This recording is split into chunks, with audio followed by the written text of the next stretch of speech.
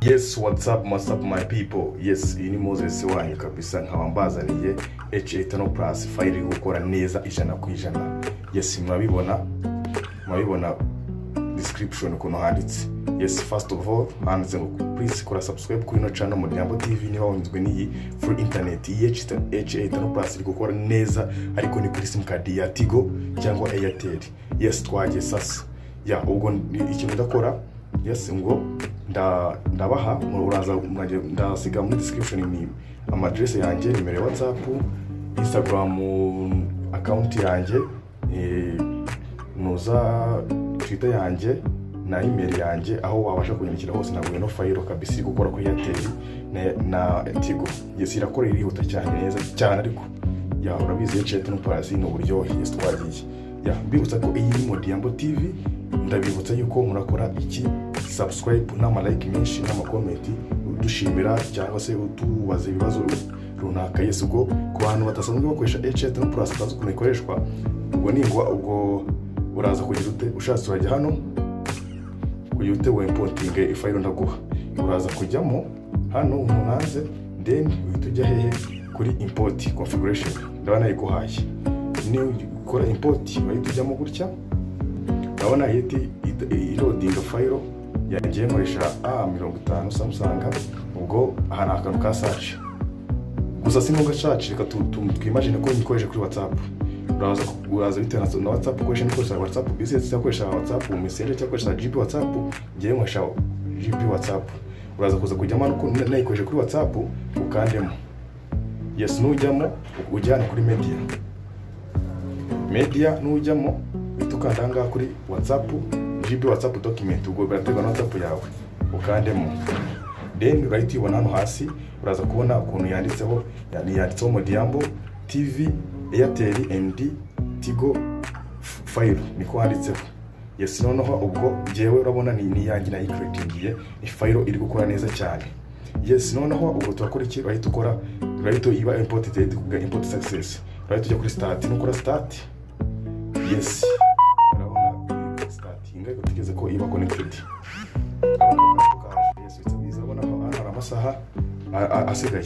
Ya urabona hasa haza iki akavuze ko kwamamaza ariko ya okay. Urabona igihe kiza kiyongera gisigira biki amasaha 5:16. Murabona iri gukora neza. Ya na megabyte ifiteho abantu banje na megabyte ifiteho ya ni mugiye mufite MBs. Urabona ko nama network n'amanuza n'ama message ari kuza tangiye kuza. Ya ndakeka mubona ko ikora 100% irakora neza. Uranyekera WhatsApp cyangwa kiri ahantu hose urakoresha ngo file then uzo kuyipontinga. Yes, urabona kwa dinga time ni hano ushaka kurongera amasaha. Kwa dinga time mubona ngifite amasaha 5:15. Yes, iyi ni Modiambo TV nyaboneka muntu wanje. Niba wakunze iki kiganiro ewan, please make sure that you make subscribe, like, share and comment kabisa mudushimira cyangwa munatubaza na kintu tumwe na tumwe. Yes, nona nibutsa ko abantu bagiye ku apply, abantu bagiye gukora application za green card.